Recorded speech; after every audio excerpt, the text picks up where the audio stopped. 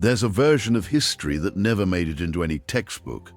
Not because historians are unaware of it, but because the people who lived through it, the ones who actually survived it, had every reason to keep lying, and they were extraordinarily good at it.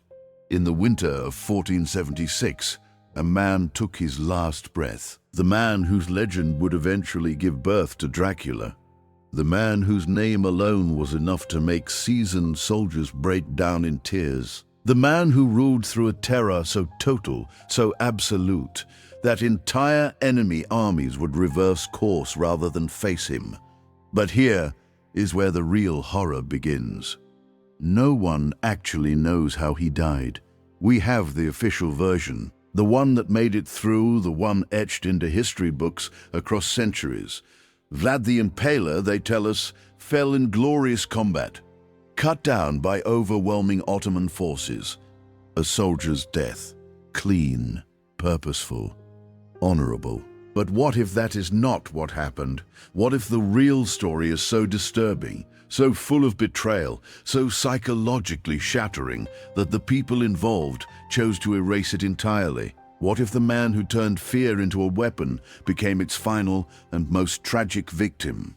Today, we are going to pull apart a conspiracy of silence that has held for 550 years. We are going to examine the evidence that was buried, the contradictions that were swept under the rug, and the three separate versions of events that were stitched together into one tidy, convenient lie. And what we uncover is far more unsettling than any battle, far darker than any impalement, far worse than anything you have previously heard about Vlad the Impaler. This is the story they did not want preserved. Before we get into the question of how Vlad died, we need to understand who he actually was. Not the myth, not the caricature. The real human being behind the legend. Vlad III of Wallachia, born around 1428, in a small kingdom pressed between the expanding Ottoman Empire and the Christian kingdoms of Hungary and Poland. The kind of place that should have been swallowed by history without a trace. The kind of place where princes came and went, their names dissolving within a generation. But Vlad was not the kind of man who dissolved. By the 1460s, he had pulled off something that should not have been possible. He had constructed a military strategy so psychologically devastating that the size of his army became almost irrelevant. It did not matter that his forces were smaller. It did not matter that he faced an enemy with overwhelming numerical superiority, because Vlad had grasped something that almost no ruler of his era understood. That terror, genuine, primal, soul-crushing terror, could accomplish what swords simply could not. His instrument was impalement, thousands upon thousands of bodies on stakes. When the Ottomans advanced in 1462, he did not simply retreat with his army. He left behind a message. A forest of stakes, each one carrying a dying or already rotting human body. Thousands of them. Contemporary sources speak of 23,000 impaled victims. Some historians believe the number was inflated, but even at half that figure, even at a third, the psychological devastation would have been beyond comprehension. Mehmed II, the conqueror, the man who had brought down Constantinople itself, the greatest city on earth, arrived expecting to crush a provincial prince. Instead, he stood before an ocean of corpses, thousands of them, arranged like some grotesque landscape, many still living, decomposing under an open sky. The Greek historian Chokokondaus was present. He documented it.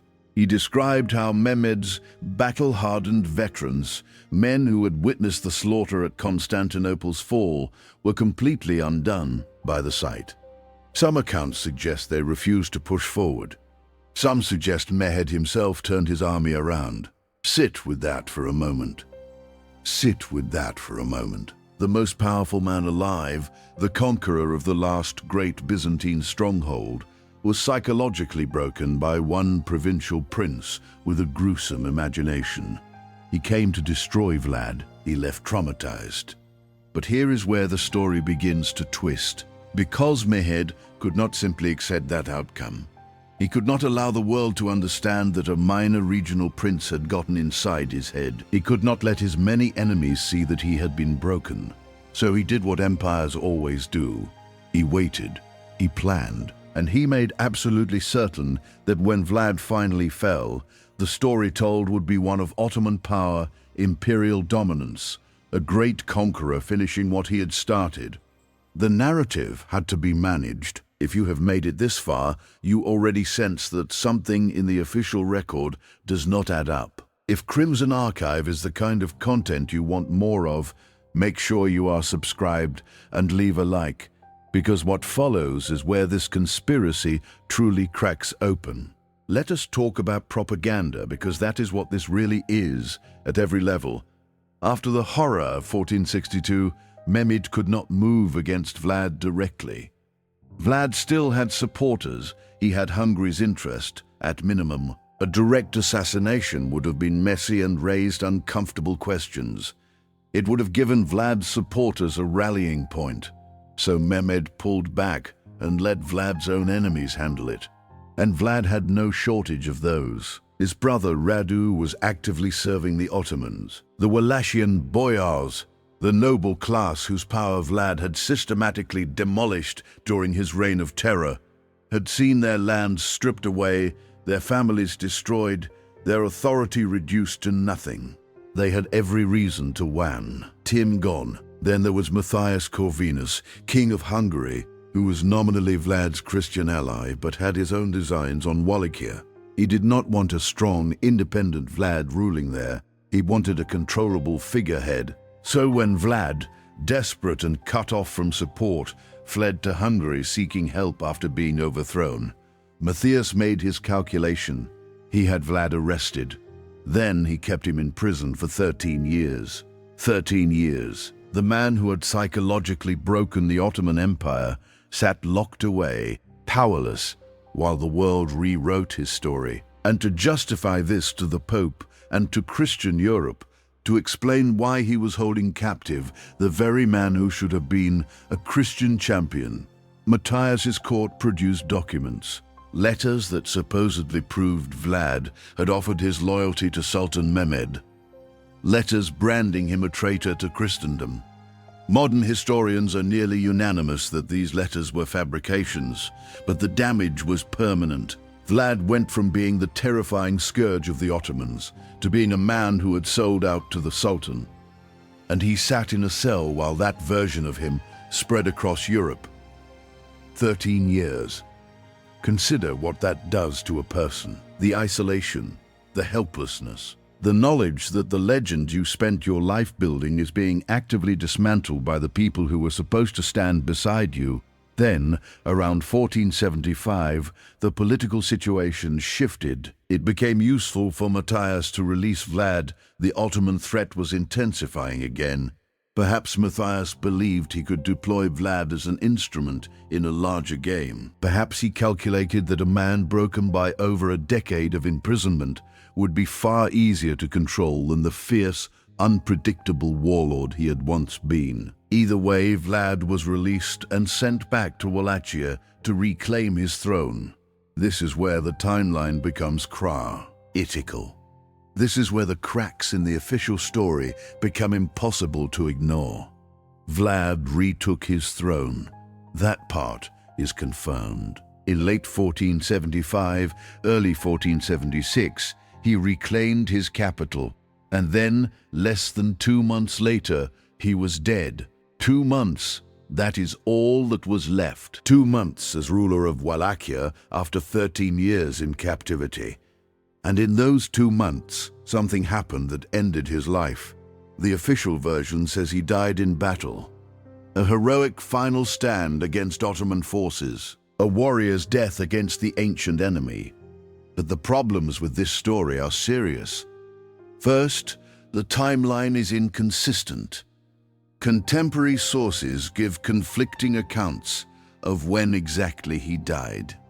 Some say December 1476, others say January 1477. Some accounts are so imprecise about the date that the window of uncertainty spans several weeks. Second, the location is disputed. Historians still argue about the basic geography of his supposed final battle. Which battle was it? Which Ottoman commander was involved? The accounts contradict one another so completely that no consensus has ever been reached. Third, there are multiple competing theories about what actually killed him, and none of them align cleanly with the official story. Let us walk through all three. The first is the version that made it into the history books.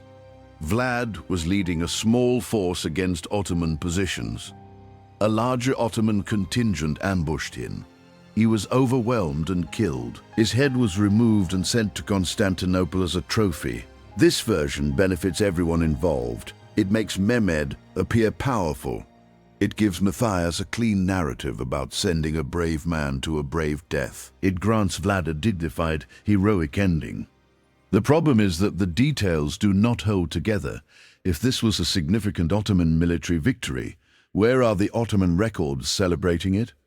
Mehmed was compulsive able, documenting his military achievements.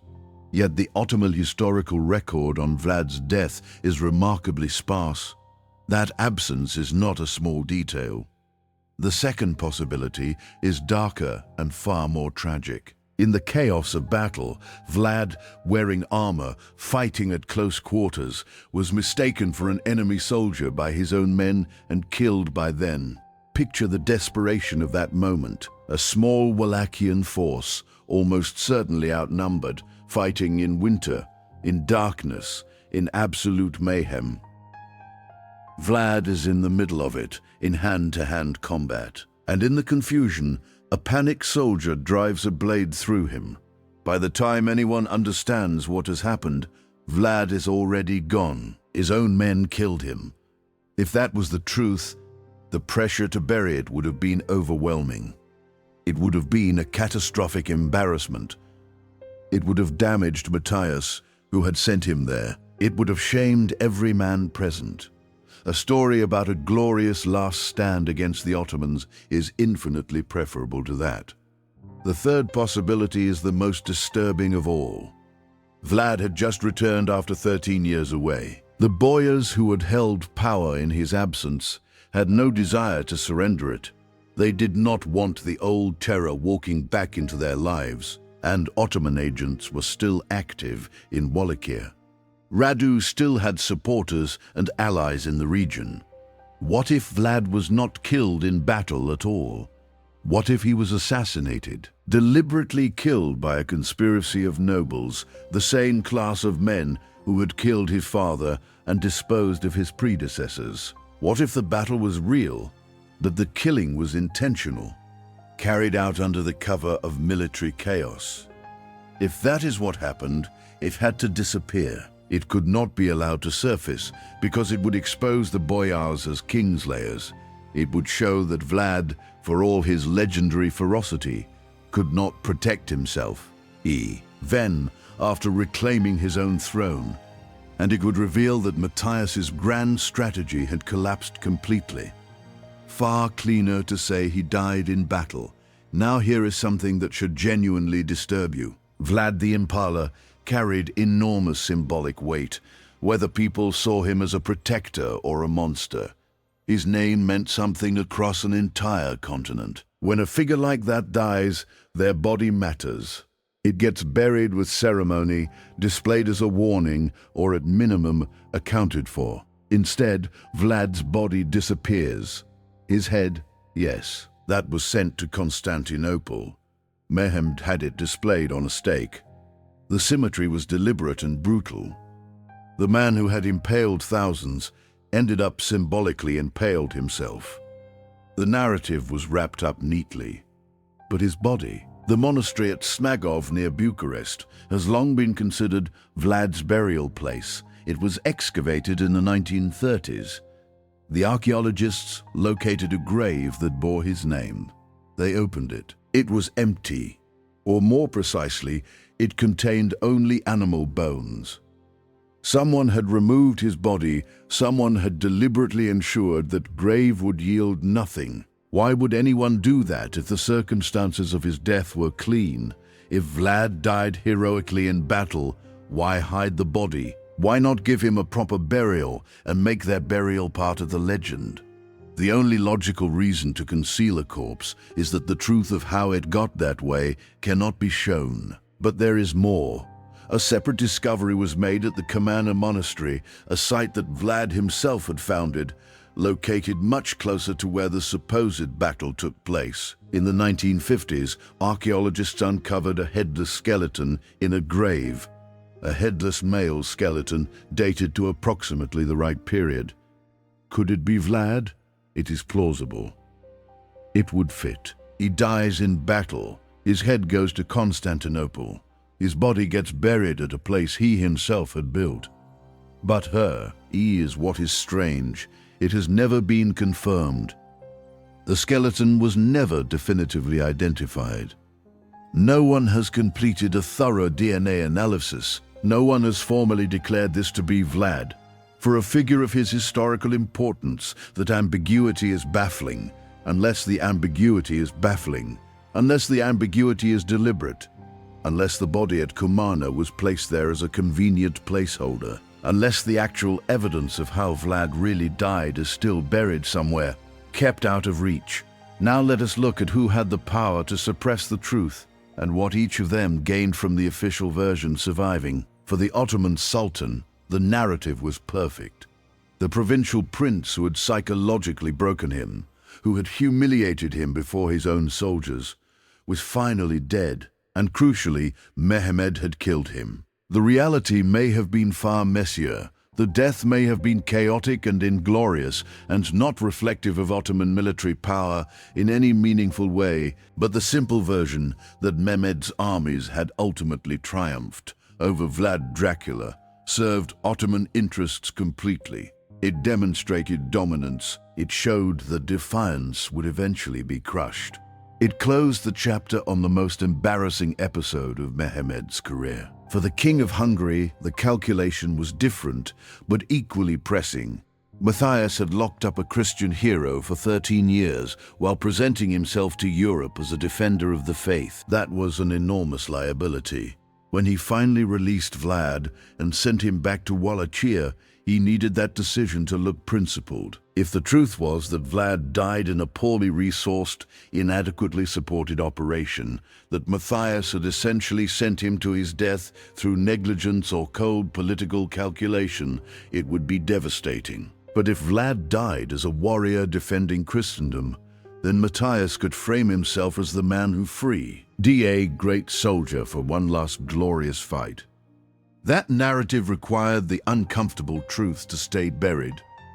For the Wallachian boyars, the stakes were existential. If Vlad had been killed through their conspiracy, they were regicides. They were oath-breakers. They deserved to face consequences. But if Vlad simply died in battle against external enemies, they were just nobles in a kingdom under threat. The lie was not just convenient, it was protective. It kept them from being held accountable for what they may have done. And here is the truly haunting part. No one had to coordinate any of this. There was no secret meeting. There was no formal agreement between Mehmed and Matthias and the boyars.